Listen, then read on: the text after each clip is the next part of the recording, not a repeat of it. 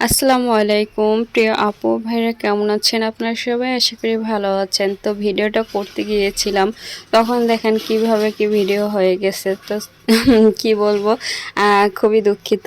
তো লতিটা আমি সুন্দরভাবে এটা সেদ্ধ করে নিচ্ছি। এটা আজকে অনেক লোভনীয়ভাবে রান্না করব। তো সাথেই থাকুন কিভাবে রান্না করতে হয়। তো এভাবে রান্না করলে কিন্তু খুবই খুবই মজার হয়। আপনারা এভাবে ট্রাই করে খেয়ে দেখতে পারেন। তো চিংড়ি মাছ দিয়ে লতি রান্না করলে কিন্তু খুবই মজার হয়। তা তো সবাই জানেন। তো চিংড়ি মাছ অনেকে খায় না, তো এভাবেও কিন্তু রান্না করলে, এটা নারিকেল দিয়ে রান্না করব।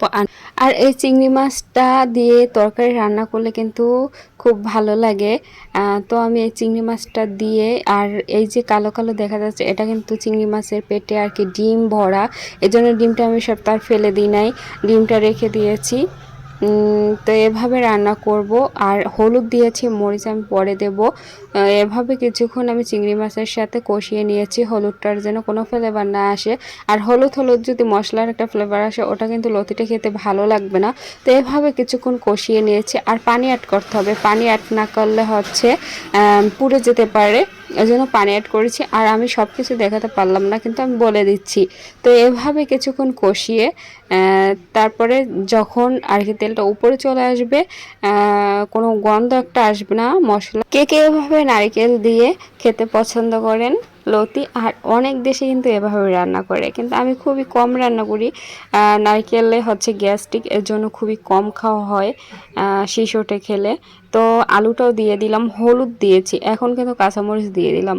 তো এভাবে সব কিছু দিয়ে যদি আপনি লতি রান্না করেন, আপনি কিন্তু মাছ মাংস রেখে এভাবে কিন্তু লতি দিয়ে এক থালা ভাত খেয়ে ফেলা যাবে। কিন্তু আমি লতিটা কম পছন্দ করি, তারপর আজকে এত যে ভালো লেগেছে বন্ধুরা, কি বলবো, সত্যি সত্যি অনেক ভালো লেগেছে। আর লতিটাও ছিল একদম চিকন চিকন, খুবই মজার ছিল। আর আপনি যদি কিনতে চান, ওটা কিন্তু মোটা মোটা লতি, ওইটা কিন্তু স্বাদ কম খেতে।